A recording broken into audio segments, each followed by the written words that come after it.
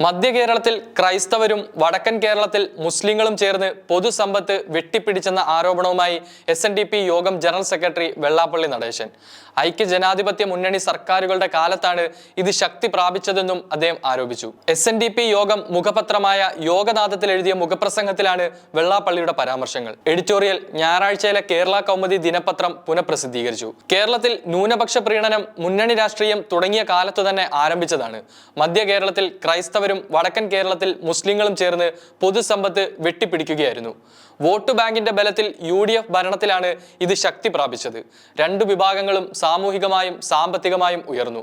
ഭൂമി, വിദ്യാഭ്യാസം, അധികാരം, ആരോഗ്യം, കൃഷി, വ്യവസായം തുടങ്ങി സമസ്ത മേഖലകളിലും അരനൂറ്റാണ്ടിനിടെ ന്യൂനപക്ഷങ്ങൾ മേൽക്കൈ നേടിയതിന് നാം സാക്ഷ്യം വഹിച്ചു. പിന്നാക്ക പട്ടിക വിഭാഗങ്ങൾ കോളനികളിലേക്കും പുറമ്പോക്കുകളിലേക്കും തൊഴിലുറപ്പിലേക്കും ഒതുക്കപ്പെട്ടു. കുമരകം ബോട്ട് ദുരന്തത്തിൽ മരിച്ചവരുടെ കുടുംബാംഗങ്ങൾക്ക് എന്തു കിട്ടിയെന്നും ബേപ്പൂർ ബോട്ടപകടത്തിൽ എന്തു നൽകിയെന്നും ഒന്ന് വിലയിരുത്തിയാൽ മരണത്തിൽ പോലും സർക്കാരുകൾ കാണിച്ച മതദേശ വിവേചനം വ്യക്തമാണ്. ഇത്തരത്തിലാണ് വെള്ളാപ്പള്ളി എഴുതുന്നത്. ഇത്തരം അസമത്വങ്ങൾ തിരിച്ചറിയാൻ സാമൂഹിക സാമ്പത്തിക സർവേ കൊണ്ടാകുമെന്നും അദ്ദേഹം ലേഖനത്തിൽ പറയുന്നുണ്ട്.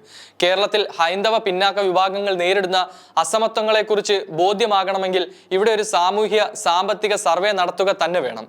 ഉന്നയിക്കപ്പെടുന്ന പരാതികളും ആരോപണങ്ങളും അപ്പോൾ വ്യക്തമാകും. ആധുനിക ലോകത്ത് കണക്കുകൾക്കും വസ്തുതകൾക്കുമാണ് വില. ഞാൻ പറഞ്ഞത് തെറ്റാണെന്ന് തെളിയിക്കാനുള്ള ഏക മാർഗം ഇത് മാത്രമാണ്.